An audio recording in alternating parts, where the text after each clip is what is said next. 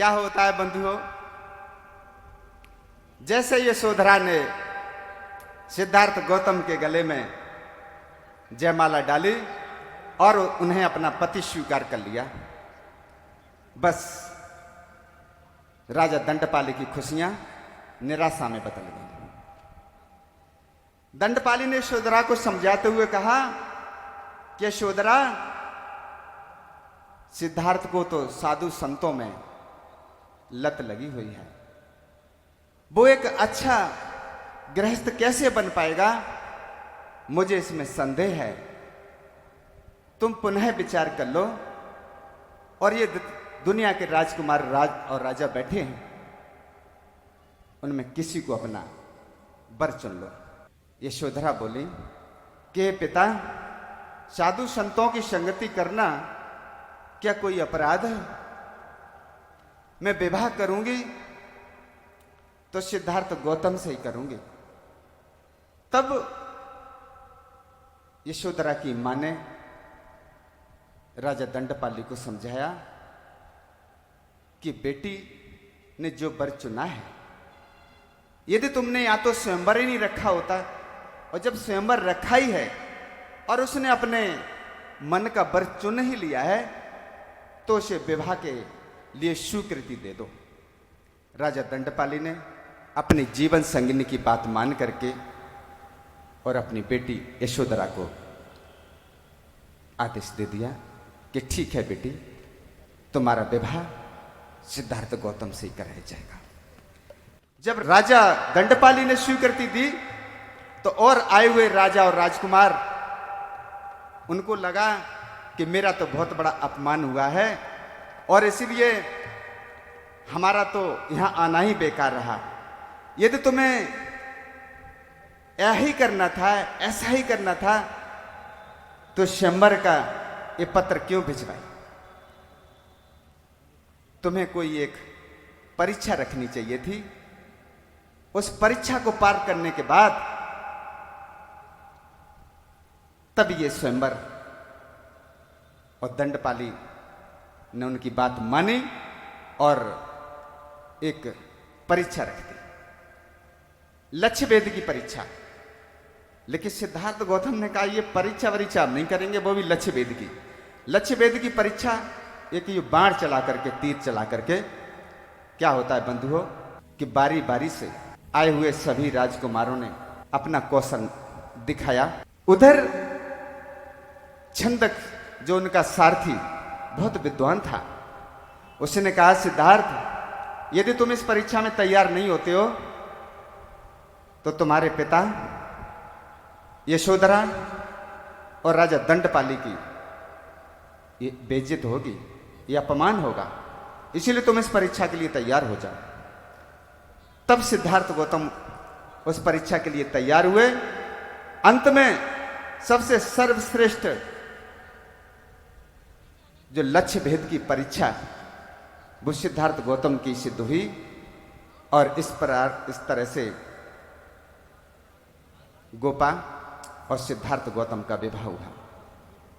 और जब राजा दंडपाली ने अपनी बेटी यशोधरा की विदाई की तो ढेर सारा दान, सोना चांदी हीरे जवाहरात, हाथी घोड़े, ढेर सारा दान दे करके अपनी बिटिया को विदा करते हैं और एक डोली में, पालकी में बैठाने के लिए जाते हैं। तो ये नियम है कि जब भी हमारी बेटी शादी होकर के अपनी ससुराल पहली बार जाती है तो अपनी मां, अपने पिता और अपने परिवारजन से मिलकर के जाती है।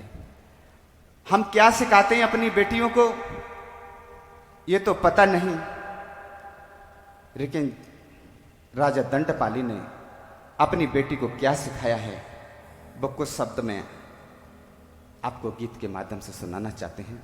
कि मेरी लाज निभाना लाड़ो, जब बेटी की विदाई करते हैं तो ठीक से समझाते हैं कि मेरी लाज निभाना बिटिया, जाकर तू ससुराल में नाम बड़ा कर देना कुल का बिटिया तू हर हाल में।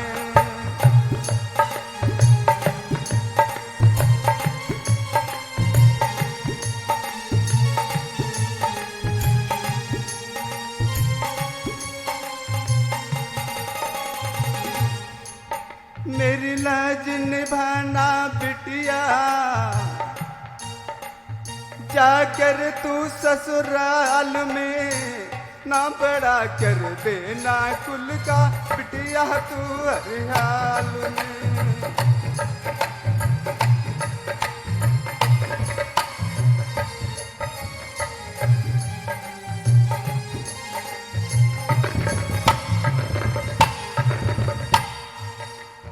बड़े लाड से बड़े प्यार से माँ ने दूध पिलाया, उंगली पकड़ के चलना सिखाया, तुमको जीना आया।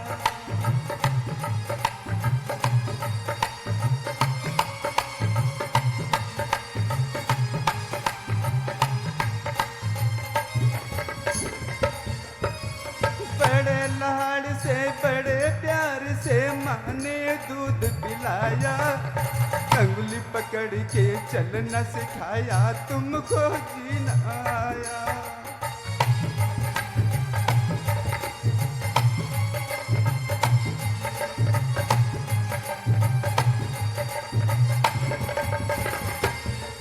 मैया को भूल न जाना,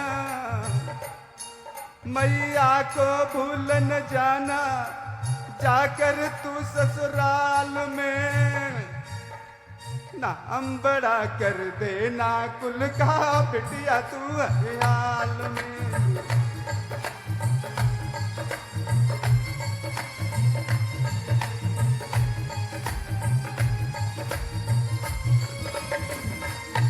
तेरी लाज निभाना बिटिया जाकर तू ससुराल में नाम बड़ा कर देना कुल का बिटिया तू हर हाल में।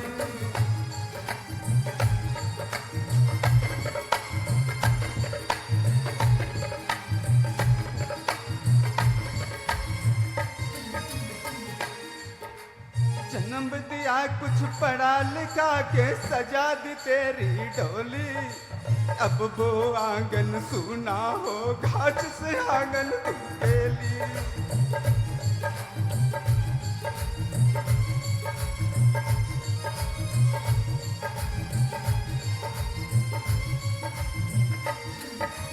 जन्म दिया कुछ पढ़ा लिखा के सजा दी तेरी डोली, अब वो आंगन सूना होगा जिस आंगन तू खेली।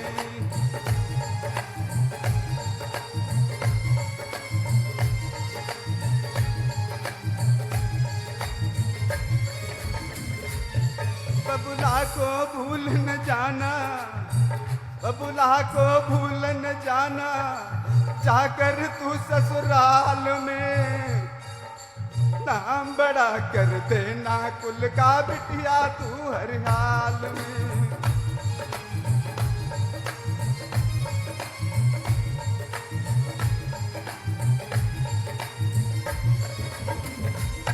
मेरी लाज निभाना बिटिया जाकर तू ससुराल में नाम बड़ा कर देना कुल का बिटिया तू हर हाल में।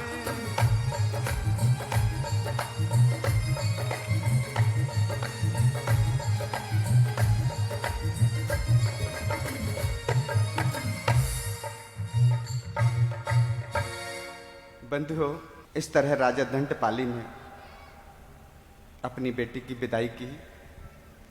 मैं भी एक पिता हूं, अपनी बेटी की विदाई कर चुका हूं और वो सीन मेरी आंखों के सामने आ गया, इसलिए मेरी आंखों से आंसू रुक नहीं पाए। बंधुओं, आज हम अपनी बेटियों की विदाई करते हैं। आज का कौन सा समय चल रहा है? कुछ दहेज के लोभी, दहेज के लालची लोग जब उनके घर में एक शिक्षित, समझदार और सुशील बेटी आती है, उन्हें इस चीज का कोई मतलब नहीं, कोई लेना देना नहीं। यदि थोड़ा सा भी दहेज कम रह गया, फिर वो क्या क्या करते हैं। और उन बेटियों से भी मैं कहना चाहता हूं, इसीलिए मैंने कहा था कि बेटियों की संख्या जब होगी, तुम्हारी बेटियां कुछ सीखेंगी।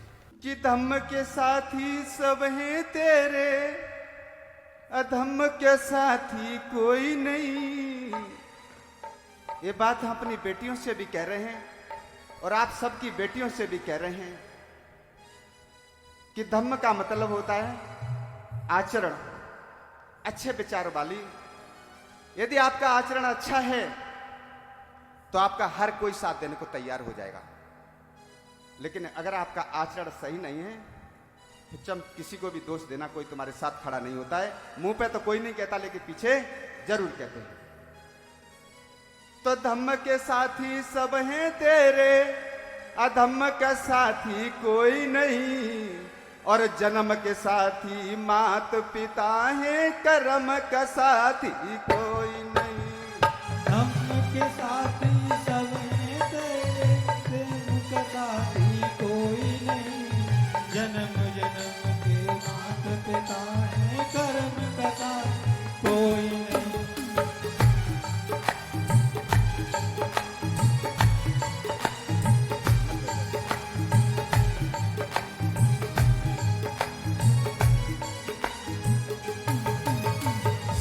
क्या है? धम्म के साथी सब हैं तेरे, अधम्म के साथी कोई नहीं।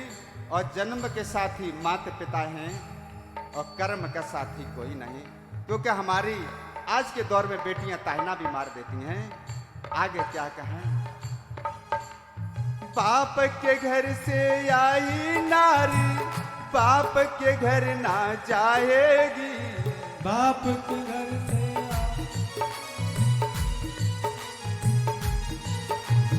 बाप के घर से आई नारी, बाप के घर ना जाएगी। और बाप के घर में पढ़ी लिखी लाली, बाप से मिल ना पाएगी।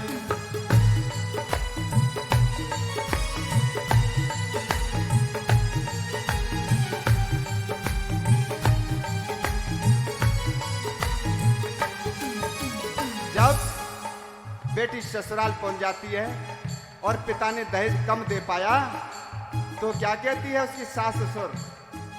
अब ये बाप के घर मत भेजियो, इसे बाप के घर नहीं भेजियो। जिस घर में बेटी पढ़ी लिखी और उसी बाप से न मिल पाए हो जमाने हो दहेज, क्या कहते हैं? बाप से घर से आई नारी, बाप के घर ना जाएगी। बाप के घर में पढ़ी लिखी लाली, बाप से मिल ना पाएगी।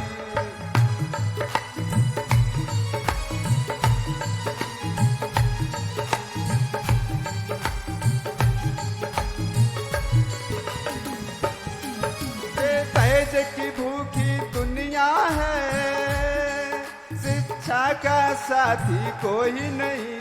जन्म के साथी मात पिता है, कर्म का साथी कोई नहीं।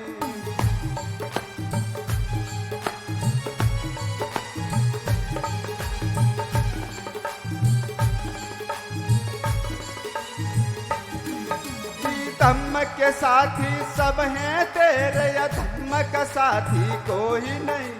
जन्म के साथी मात पिता हैं, कर्म का साथी कोई नहीं।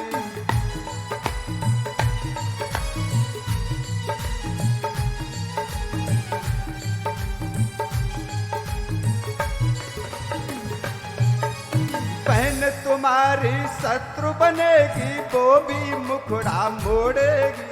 हुक्म चला कर तुम पर बहना, शब्द के बाढ़ छोड़ेगी।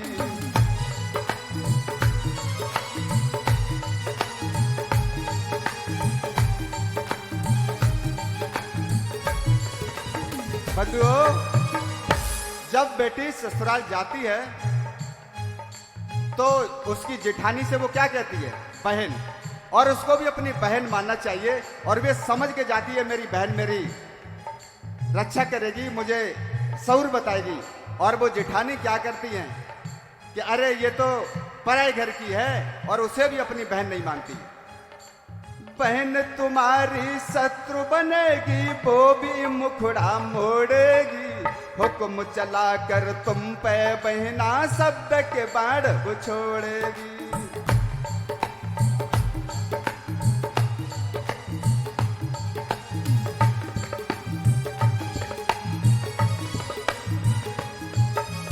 सबकी साथी आप बनोगी, आपका साथी कोई नहीं, कर्म का साथी मात पिता है, कर्म का साथी कोई नहीं।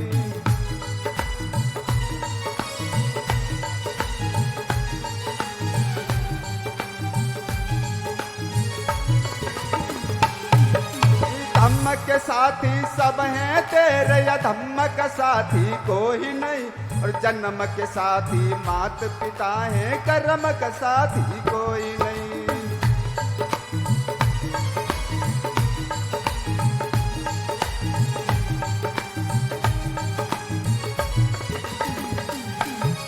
सुख के साथी सब हैं तेरे, दुख का साथी कोई नहीं, सेवा के साथी सास ससुर हैं, रोग के साथी कोई नहीं।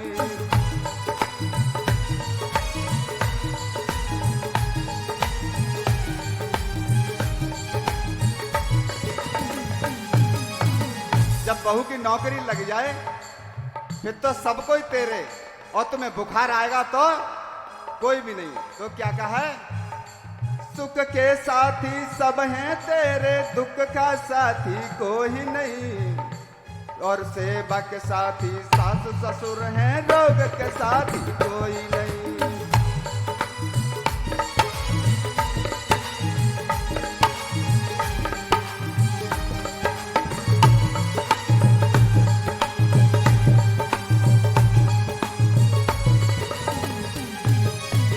धनवान की साथी दुनिया है, निर्धन का साथी कोई नहीं, और जन्म के साथी माता पिता हैं, कर्म का साथी कोई नहीं।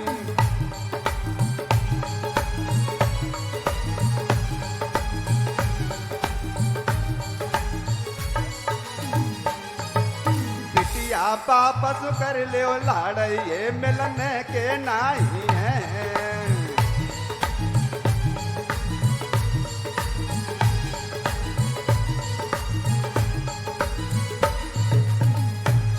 मिलने के नहीं है, माता पिता मिलने के नहीं है, बिटिया वापस कर ले लाड़ ये मिलन। सभी बेटियों को मैं संदेश देना चाहता हूं कि बेटियों, हर मां बाप अपनी क्षमता के अनुसार आपका विवाह समझ सोच के ही करता है, लेकिन जब उस पर क्षमता नहीं होती है तो हो सकता है उस लायक विवाह नहीं कर पाए जैसा तुम चाहती हो। ये माता पिता जब गुजर जाते हैं, फिर जब अपने ससुराल से जब घर आती हो ना, तो फिर ससुराल और घर एक जैसा ही लगता है। इसीलिए जब तक तुम्हारे माता पिता है ना, उनसे कभी बिगाड़ो मत। ये माता पिता जीवन में एक बार खो गए तो फिर तुम्हें मिलने वाले नहीं हैं, क्योंकि ये हमारा बुद्ध धर्म इस जन्म की बात करता है, दूसरे जन्म की बात नहीं करता है। शुद्धोदन बहुत खुश थे, उनके पुत्र सिद्धार्थ गौतम का विवाह हो गया, उनकी सारी चिंताएं दूर हो गई। यशोधरा उनके घर में आ गई और उनका जीवन खुशी खुशी चलने लगा। फिर भी राजा शुद्धोदन को असित मुनि की भविष्यवाणी परेशान कर रही थी। कौन सी? कि कहीं बेटा साधु न बन जाए।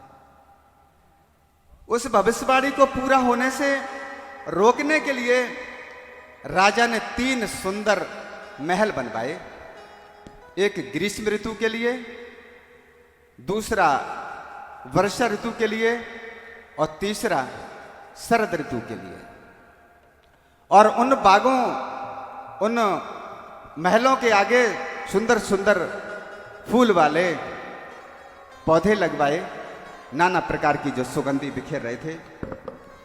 अपने पुरोहित कहते थे राजा का पथ प्रदर्शक,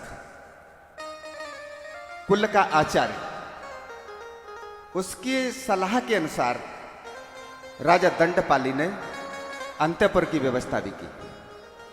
और उस अंतःपुर की व्यवस्था में बहुत सुंदर सुंदर स्त्रियां रखी, ताकि सिद्धार्थ गौतम का मन साधु संतों की तरफ कतई न जाए, उन्हीं में आसक्त बना रहे, उसी में लगा रहे।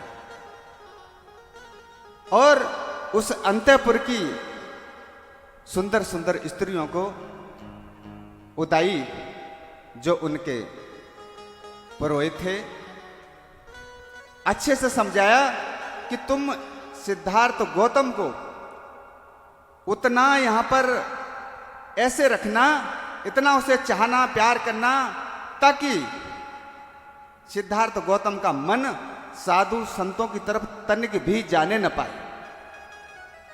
लेकिन सिद्धार्थ गौतम का मन उस समय बिल्कुल भी नहीं लगा। जब उदाई ने ये सारा दृष्टांत राजा सुद्धोधन को कह सुनाया कि सिद्धार्थ का तो मन उस अंतःपुर में भी नहीं लगता है, तो उदाई ने राजकुमार को समझाते हुए कहा कि हे मित्र, किसी अहितकारी काम से बचाना और हितकर काम को करने के लिए आग्रह करना। किसके लिए? अहितकारी काम से बचाना और हितकर कार्य के लिए प्रेरित करना और विपत्ति में साथ न छोड़ना, ये एक अच्छे मित्र के लक्षण होते हैं। और कहा कि स्त्री के प्रति आदरपूर्ण व्यवहार करने से और उसकी इच्छानुसार कार्य करने से स्त्री का दिल जीता जा सकता है। हे विशाल नयन राजकुमार, यदि आपका मन बेशक इसमें नहीं लगता, तो ऊपरी मन से ही सही इन अंतःपुर की स्त्रियों का मन आप जीते। और कहा कि शिष्टाचारी स्त्रियों की औषधि है, शिष्टाचार ही उत्तम अलंकार है, और बिना शिष्टाचार के एक सौंदर्य भी पुष्प विहीन उद्यान के समान है। शिष्टाचार की इतनी बड़ी उन्होंने परिभाषा दी। हे राजकुमार, आप तरुणावस्था में शक्ति और सौंदर्य से संपन्न होने पर भी उन काम भोगों की उपेक्षा कर रहे हैं जिन पर वस्तुतः आपका अधिकार है। और कहा कि जिसमें सारा संसार निहित है। उदाई कितनी बातों को सुनकर सिद्धार्थ गौतम ने उत्तर दिया कि संसार के ये विषय भोगों की उपेक्षा नहीं करता, किंतु मैं जानता हूं कि सारा संसार, सारा जगत इसी में निहित है, इसी काम भोगों में आसक्ति में अपना डूबा हुआ है, लेकिन मेरा मन इस सब में नहीं लगता है। किसी स्त्री का सौंदर्य स्थायी नहीं रहता है। किसने कहा? सिद्धार्थ गौतम ने कि हे उदय, अगर आप स्त्रियों की बात कर रहे हो तो किसी भी स्त्री का सौंदर्य हमेशा स्थायी नहीं रहता, और यदि स्थायी रहे भी तो भी मौज मस्ती में आनंद मनाना एक बुद्धिमान पुरुष का यह काम नहीं है। और यदि कहो कि कोई ऋषि मुनि और लोग इसमें पड़े हैं तो उनका अंत बुराई हुआ है, और ये वाकई में आज भी देखने को मिल रहा है। बंधुओं, तब उदाई ने राजा शुद्धोधन को सारा दृष्टांत कह सुनाया कि मैंने शुद्धोधन को तरह तरह से समझाने का प्रयास किया, लेकिन ये सिद्धार्थ के ऊपर मेरी बातों का कोई असर नहीं हुआ। राजा शुद्धोधन को जब ये मालूम हुआ कि सिद्धार्थ का चित्त किस प्रकार काम विषय भोगों से अलग है, वो विमुख हो गए हैं, तो राजा सुद्धोधन सारी रात सो नहीं सके। राजा सुद्धोधन उसी प्रकार पीड़ित थे जैसे कि किसी हाथी के हृदय में एक तीर लगा हो। क्या होता है बंधुओं कि राजा बड़े दुखी हैं आज। क्यों दुखी हैं कि राजा बड़े दुखी हैं आज, बेटा साधु न बन जाए रे। बड़े दुखी हैं आज, बेटा साधु न बन जाए। कि राजा बड़े दुखी हैं आज, बेटा साधु न बन जाए रे। राजा बड़े दुखी हैं आज, बेटा साधु न बन जाए।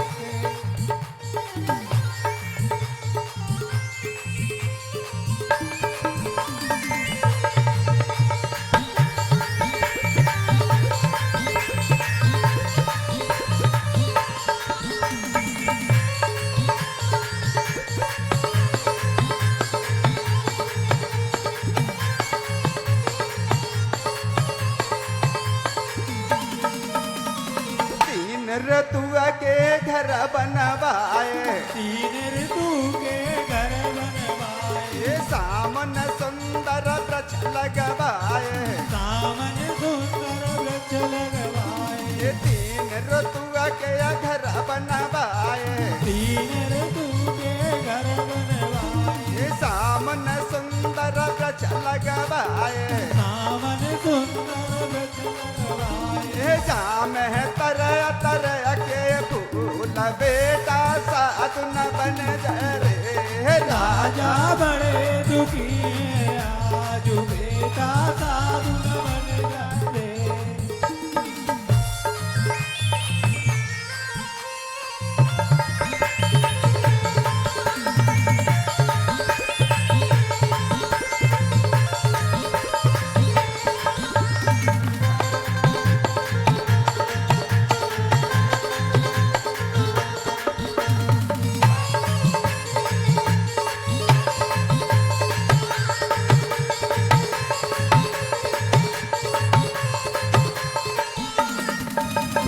अंतःपुर की करी रे व्यवस्था, अंतःपुर की करी रे व्यवस्था। सुंदर नारी जम देखे रास्ता।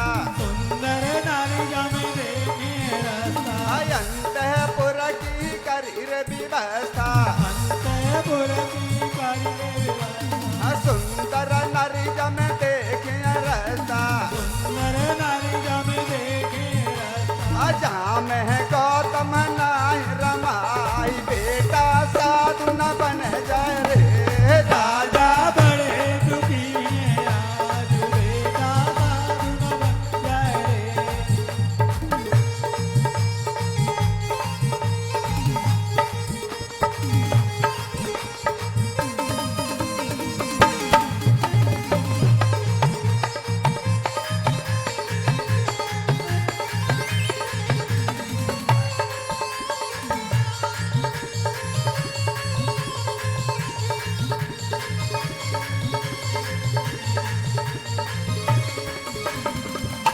ये तीन बचन जब करे अयुदाई, तीन बचन जब करे उदाई। तब गौतम ने रहे समझाई। तब गौतम उन रहे समझाई। तीन बचन जब करे अयुदाई, तीन बचन जब करे उदाई। तब गौतम ने रहे समझाई। तब गौतम उन रहे समझाई। ऐसो ज्ञान रे न सुभाई, बेटा साधु न बन जाए रे। राजा बड़े दुखी हैं आज, बेटा साधु न बन जाए रे।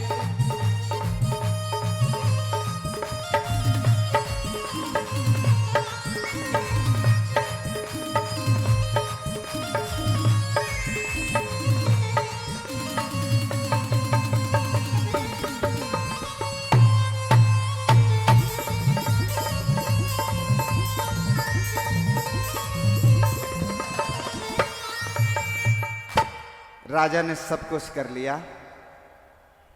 सुंदर सुंदर महल, अलग अलग ऋतु के लिए अंतःपुर की व्यवस्था,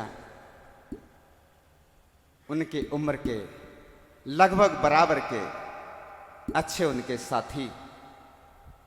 लेकिन सिद्धार्थ गौतम का मन उस सब में किसी में नहीं लगा। उसी समय क्या होता है, कपिलवस्तु में शाक्यों का एक सभागार भी था।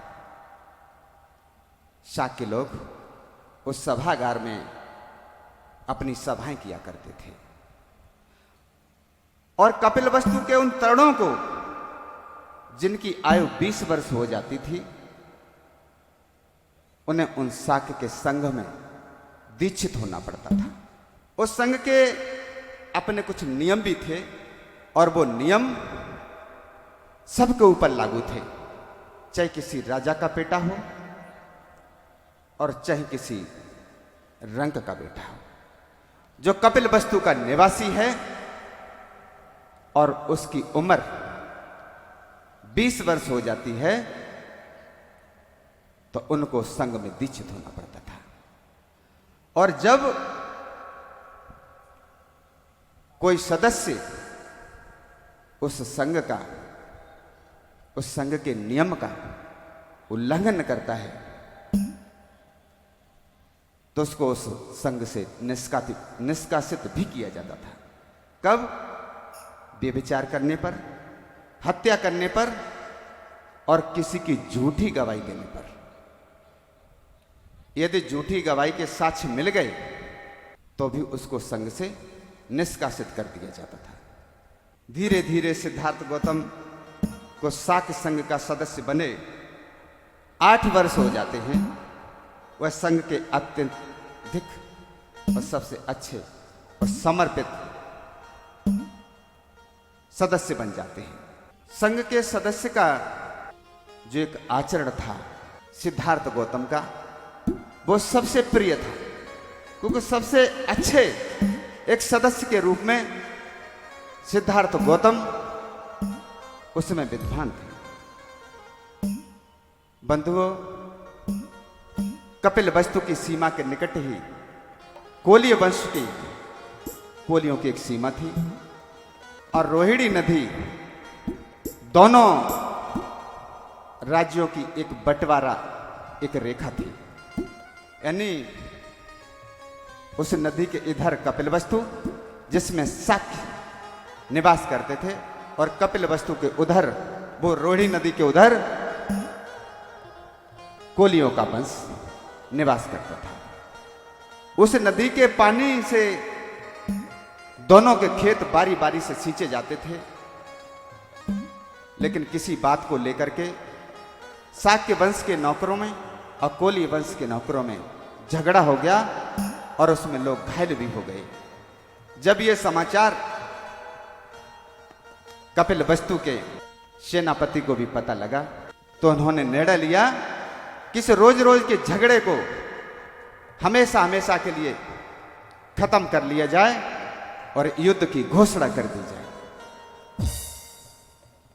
जैसे ही युद्ध की घोषणा की तो सिद्धार्थ गौतम अपने स्थान पर खड़े हो गए और उन्होंने कहा कि किसी भी झगड़े का निस्तारण आपस में बातचीत करके भी किया जा सकता है।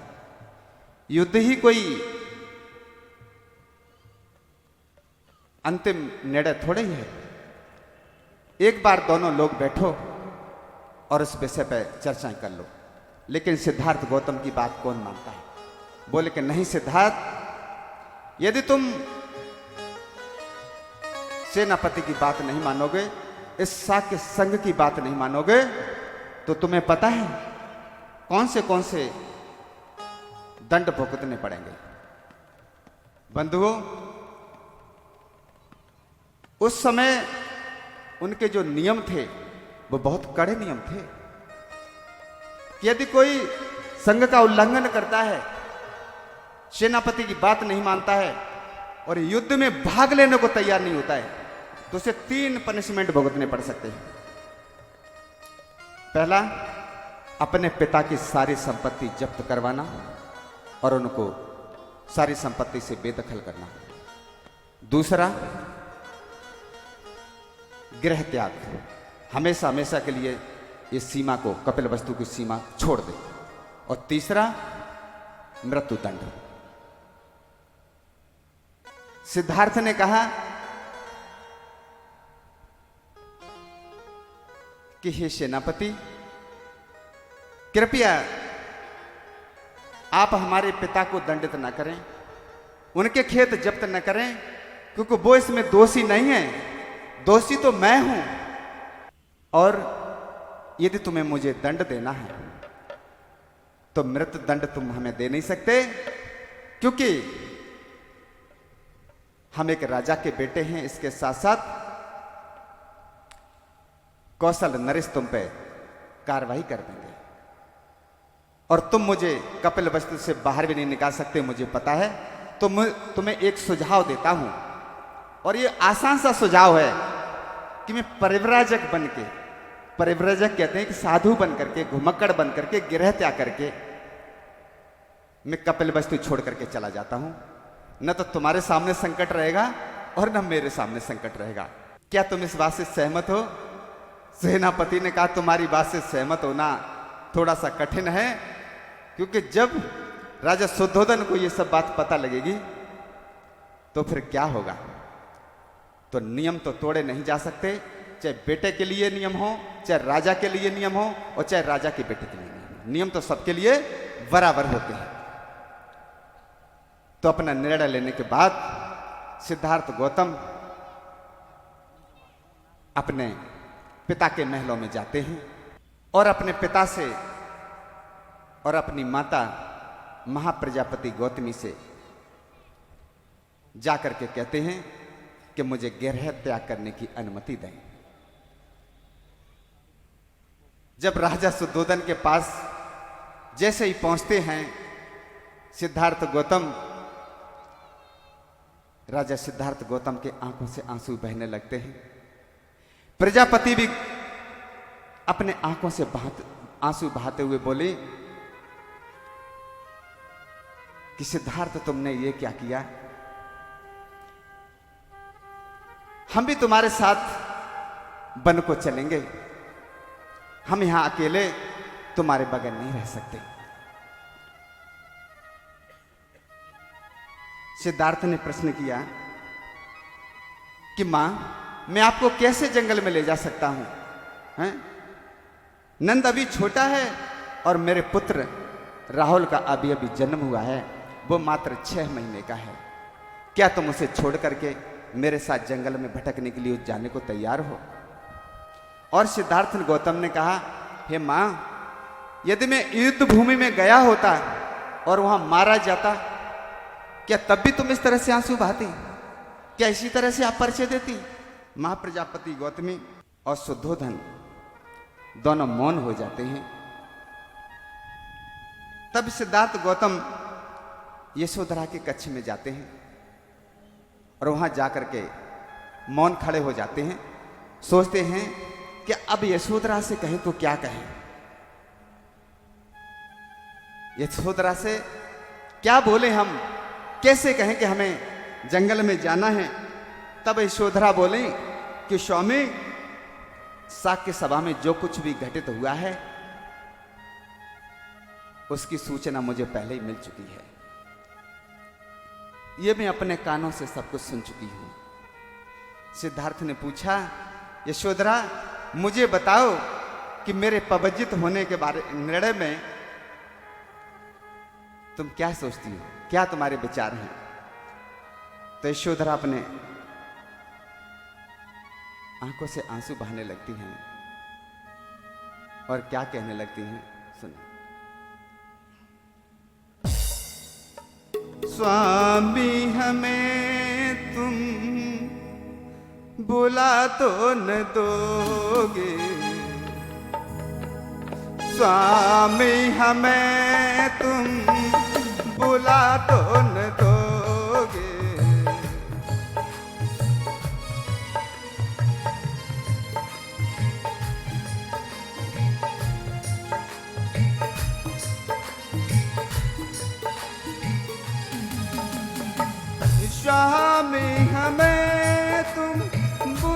तो न दोगे स्वामी हमें तुम, कहीं तुमसे दामन छुड़ा तो न लोगे स्वामी हमें तुम भुला तो न दोगे।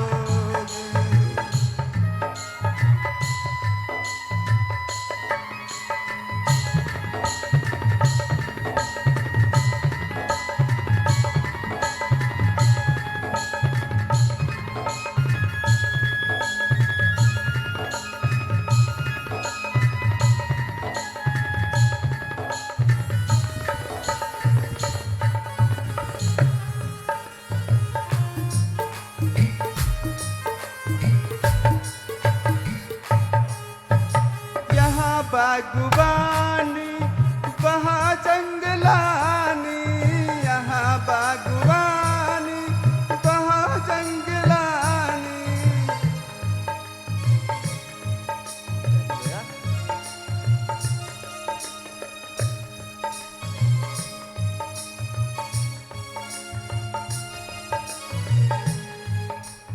ये लगे अपनी दुनिया बसा तो न लोगे स्वामी हमें तुम भुला तो न दोगे।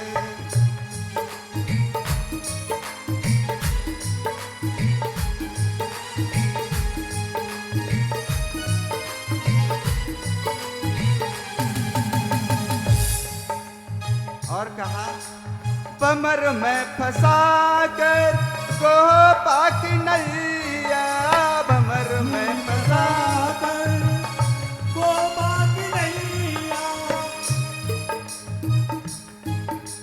बमर में फंसा कर को पाक नैया, बमर में को पाक नैया।